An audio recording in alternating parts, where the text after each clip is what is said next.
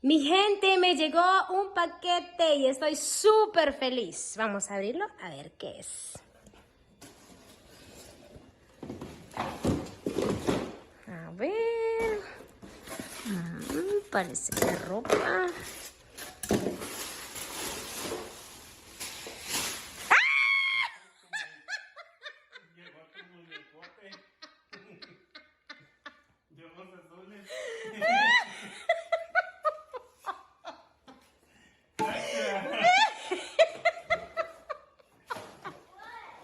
¿Qué es un muñeco?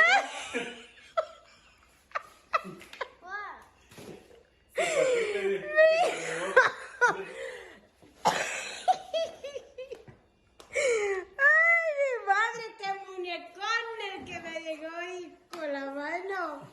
Así que si quieren hacer su compra, ya saben. ¡Ay, Dios mío!